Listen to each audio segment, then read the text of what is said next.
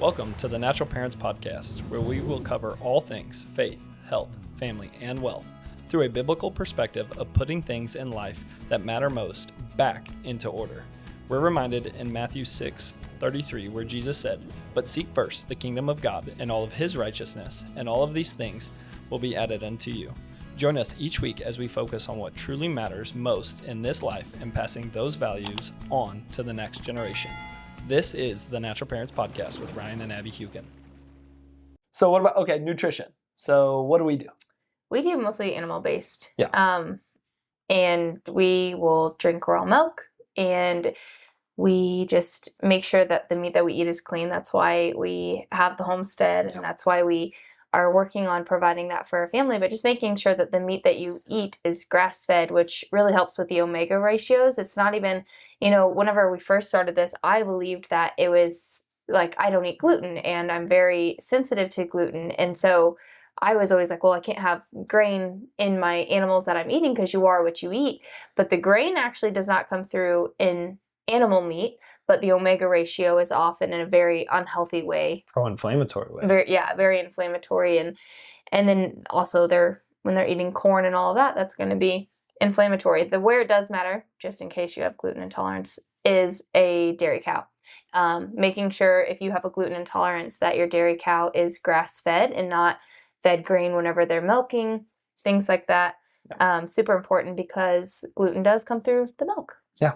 So a lot of times it's pretty crazy when people think, we've always heard, eat your vegetables and all that kind of stuff. Yeah. We've started to actually get away from that. I'm not saying we've got it all figured out, but we found there to be a lot of science that supports there's actually a very pro-inflammatory and a pro-immune response that happens. And so for you, just this kind of where we came to be, that was like, hey, it's the best thing for your body's function is to eat the least inflammatory foods on the planet. And then what I love about it is somebody brought this up to me in the practice the other day. She was like, I got to think about it in the Bible.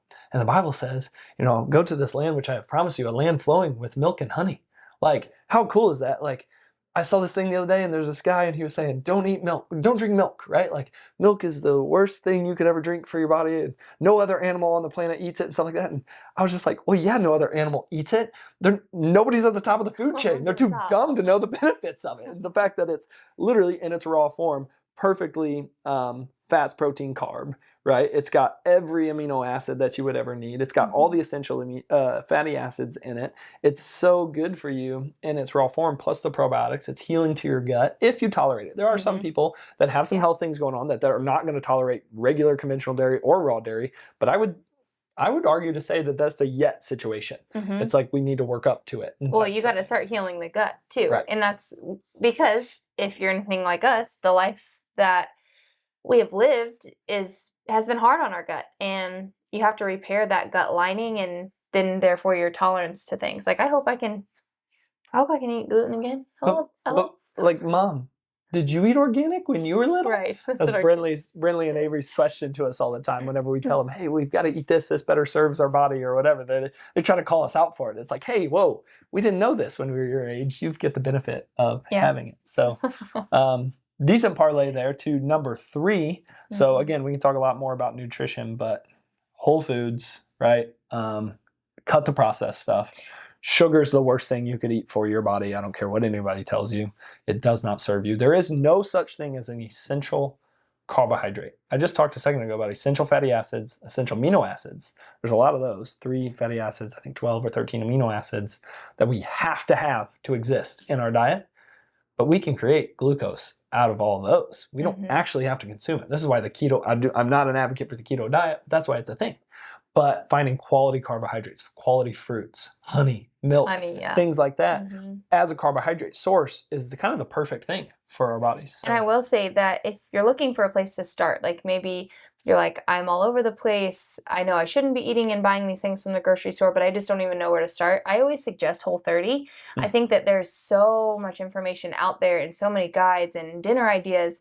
And it's just a really good, clean place to start before you're like, okay, so animal-based, I can't eat these vegetables and do these things. So then you just kind of get overwhelmed and you're like, I don't even know what we're going to have. What are we just going to have a burger patty for dinner? And, so I think Whole30, I always recommend starting there. just get in the groove, get used to not buying the packaged things at the store. Perimeter of the grocery store. They Yeah. always talk about that. Yeah, It's the only things that's worth buying at the grocery store are on the perimeter. You start going up and down the aisles, that's where all the processed stuff is. Yeah. And so I think even just that, cutting out processed foods, cutting out sugar, focusing on eating whole food, the shorter the ingredient list, the better it is. Just flip it around and look at it. I'm not anti this or anti that when it comes diet or anything like that. I know certain things work for certain people, but what I am anti is long ingredient lists. If it's got more than just one or two things in it, it's probably not meant for you. We've been through a lot of different nutritional ways, like as far as what is popular or, Best.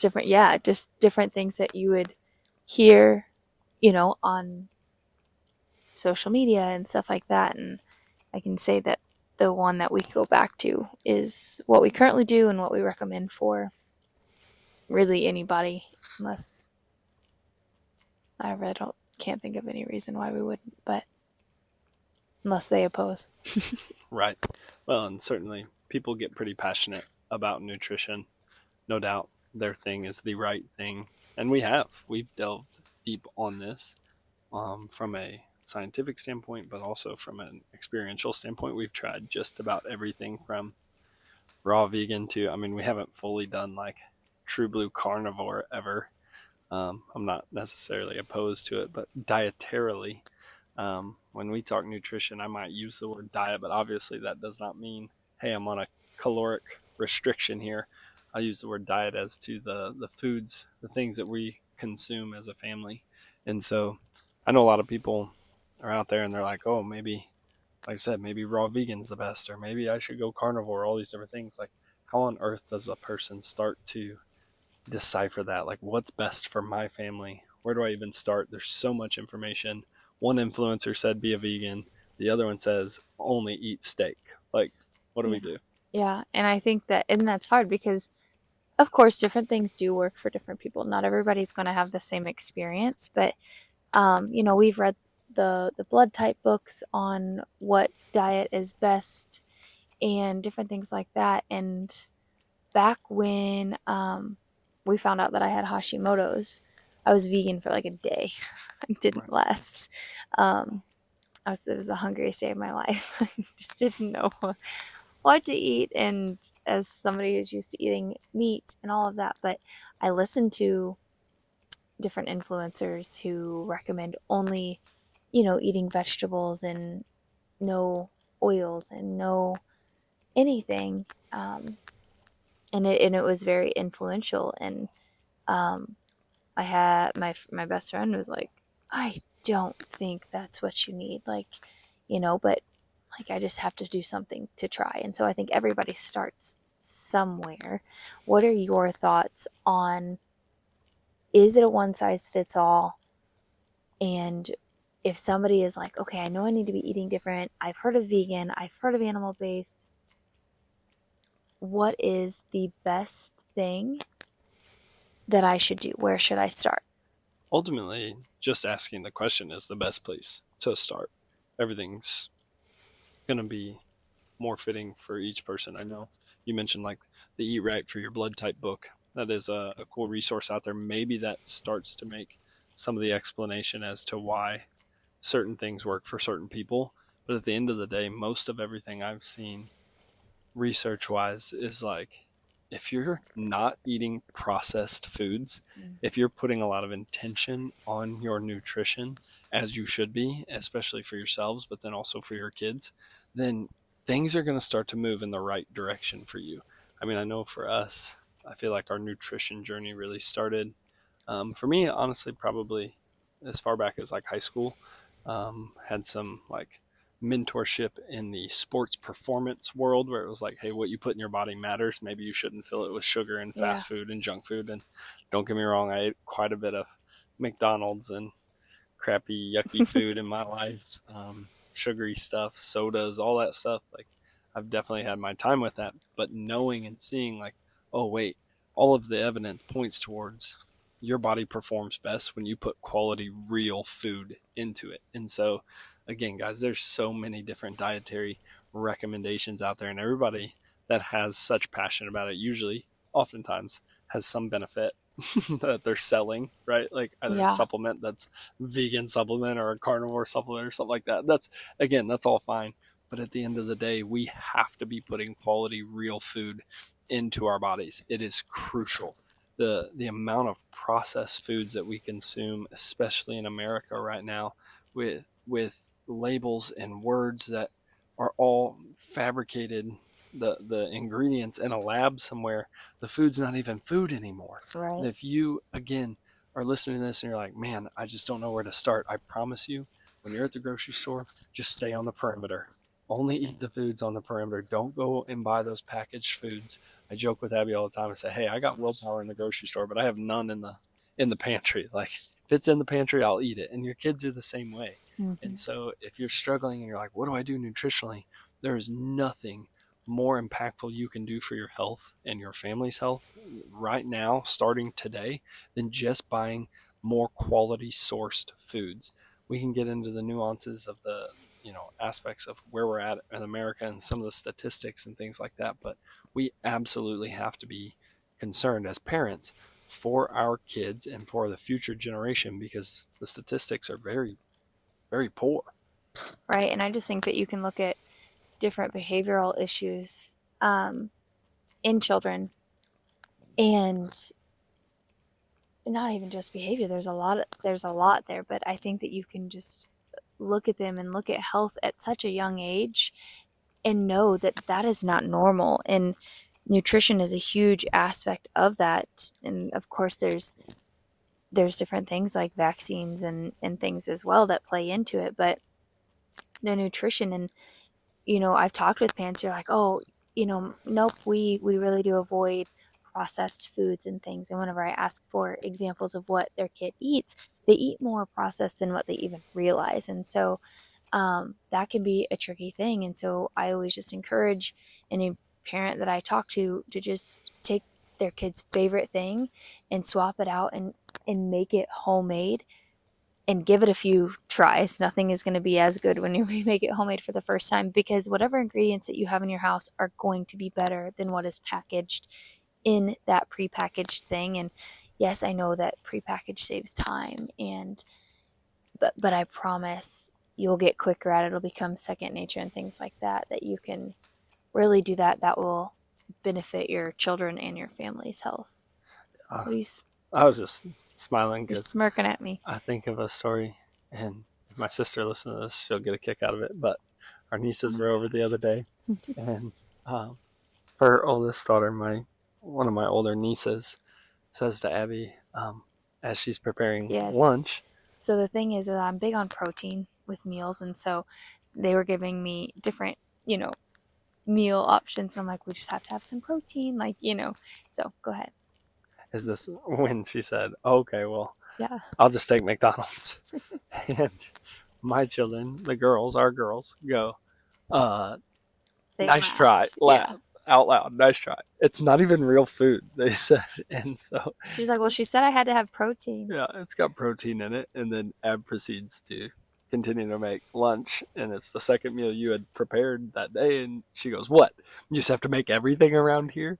And it's just, I get a kick out of it. And that's not to say, oh, we're perfect and we hand prepare from scratch every meal. While you do a lot of them, we haven't always been that way. No. There's been seasons of life where it's chaotic. And again, give yourself grace. One thing I will say, a lot of people are like, oh, does that even matter? Prioritizing organic food when and where you can. People tell me all the time, like, oh, it's just so expensive. And I don't disagree. Organic food at times is more expensive. But if you're cutting out the trips to the different, eating out and fast food establishments, things like that. I mean, what you have it broke down where you can make how many loaves of bread for us for less than the cost of one of the, again, organic, clean, and you use all organic ingredients and stuff at home. But like, you can do these different things where you're like, it becomes so much more cost effective. Yeah, it's literally a 3-ingredient bread recipe, and it makes 3 loaves that lasts us over a week if it's just us, but we usually have people over that help us eat it, and it's for 3 loaves. I think I want to say it costs $5 or $6, and it's organic and it is sourdough, but don't let that intimidate you. This is the most simple recipe ever. And If like you I need said, that yeah, it's recipe, organic. hit us up. Ab will share it with you. Oh yeah, totally. It's super. But things like that, that's a common objection is on cost. But if we go all in and we say, well, we're going to make our meals, we're going to eat at home, we're going to eat clean at home. Yeah, your grocery bill goes up, but your eating out bill should go down, right? And so we can start to manage our expenses in this way. And I almost want to challenge that, because if you're really strategic about what you're making from scratch, scratch has such an intimidating factor to it, but it's a labor of love, really, if you're able to do it or devote a day to it, and you can, prep it all up and freeze what you can. But if you make those your snacks, that's the other thing, is that here lately, I'm not saying it'll always be this way, and it hasn't always been this way, but I have not been buying like snacks. And for snacks for us is um like I would buy beef sticks and Beef still. yeah, beef sticks and just different fruits and stuff like that. And I'm like, we have these other options at home that we can do and I can stock up on, and we don't blow through in a week, that are more cost effective. So let's do that. And the kids do fine with it. Your kids will adapt, to any new habit that you bring into your house. No doubt. And again, going back to what we really want to talk about here is all 7 pillars of vitality are crucial. For some people are easier than others. Some people might feel like, hey, I've got the nutrition thing down pat. We eat clean. We prioritize organic. I was mentioning this earlier. I heard it said one time that if you just go a couple of days by prioritizing organic food, you decrease the circulating like pesticides and herbicides in your body like by almost like 70-75% or something Wow. like that. Like, it's just crazy how much of that stuff is in us, by the way. And again, this is why nutrition comes right after detoxification and the 7 pillars, is because we talked all of it last week. If you missed that podcast, go back and listen about detoxification, because that is crucial. You have to get the bad stuff out, but now we have to be prioritizing real, clean, whole foods, organic, whenever possible. You can look up resources out there. There's things, what do they call it? The Dirty Dozen and the Clean, how many? 15. I thought so. There's the Dirty Dozen. Those are ones you never ever want to eat. Non-organic things like strawberries and berries and stuff. You eat the entirety of the fruit. There's no skin on it because it absorbs all the terrible chemical pesticides, herbicides, Monsanto's Roundup, everything like that. So watch out for those types of things. Look up those resources. Pin those in your brain and on your heart, on your fridge, or wherever you want to, and really focus in on that. But ultimately, guys, don't overcomplicate it. Just when we used to, especially got first into nutrition, I felt like, okay, if I was making dinner, we got, as you said, we really prioritize protein. Like most people, men and women alike, do not consume enough protein throughout the day. We are very carb heavy in America. We love our carbohydrates. And sadly, the amount of processed like seed oils and bad for you fats have gone through the roof. And so we're getting a major source of our calories from things that are very nutrition lacking. Clean meat, grass-fed beef, different things, lean chicken, stuff like that is very nutrient dense. And so we prioritize that first and foremost on our plates at home. Then comes your fruits and your veggies, of course. And like anything that's laden with sugar, we try to keep that at an absolute minimum. Even the American Heart Association, which I don't agree with a lot of their stuff on, they say that the number's a little bit different for male versus female, but it's roughly no more than like 20-25 grams of sugar, added sugar per day. One soda, one can, like a small, what are they, 12-ounce cans of soda will have like some of them 40, 50, even 60 grams of sugar in them, depending on what the kind of soda is and stuff like that. It's like, that's 3 days worth. And nobody that drinks that on a regular basis only drinks one. So being super mindful of that.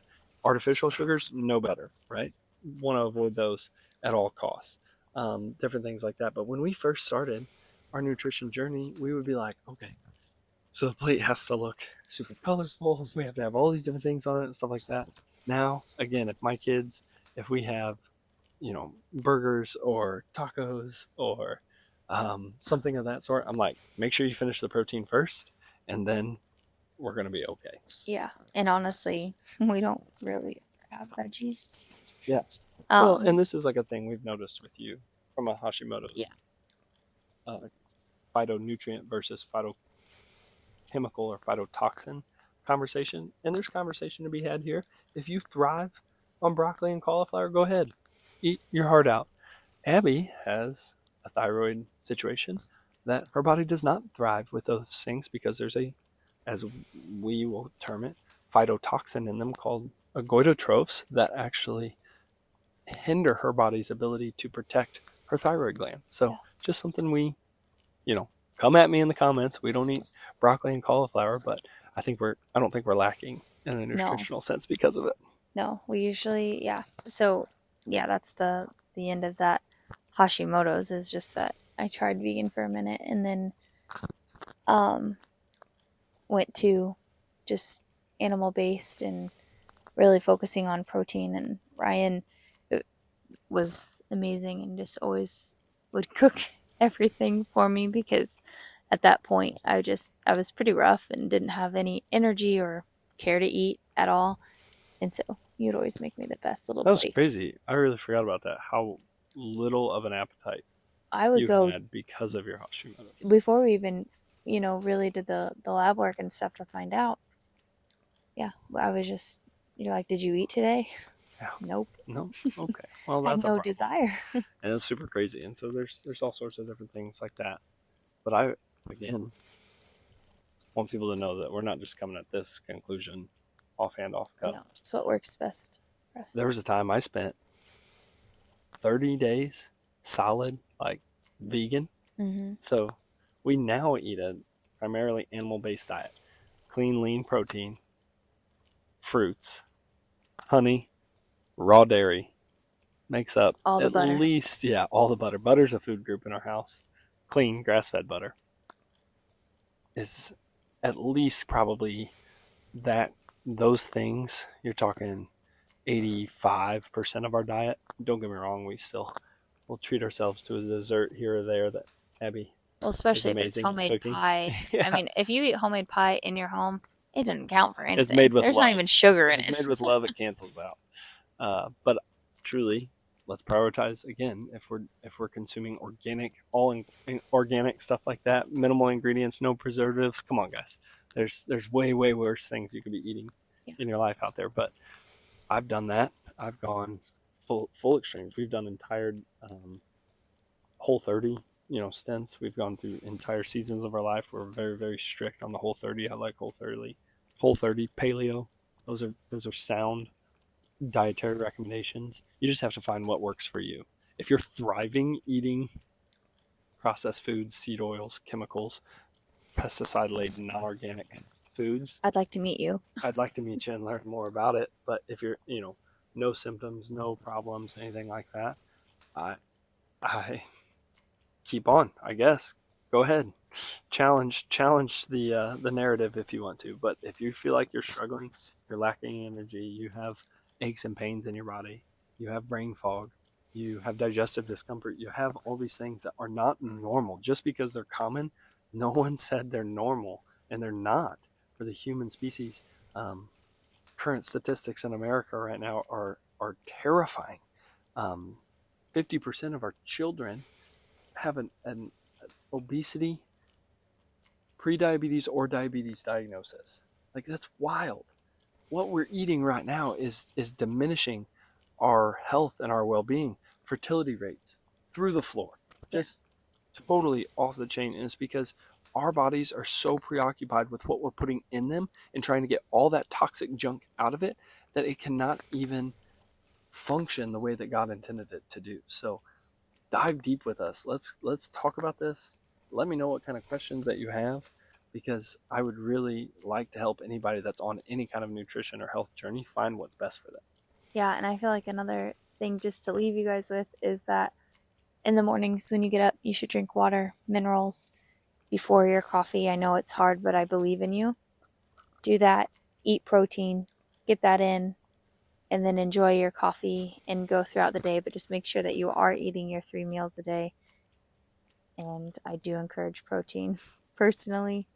Yeah, hydration is so overlooked. We're going to talk about that coming up on the next podcast, actually. And those are amazing things to get you started in that, because it goes into this nutritional construct. It's just giving your cells and your body and the building blocks that it needs to be able to thrive. From the bottom of our hearts, we want to say thank you for listening. If you enjoyed this podcast, please share it with someone you know and leave a review.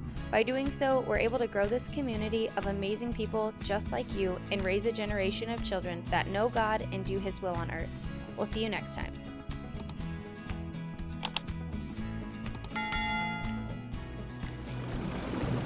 This is the Natural Parents Podcast with Ryan and Abbie Hukin.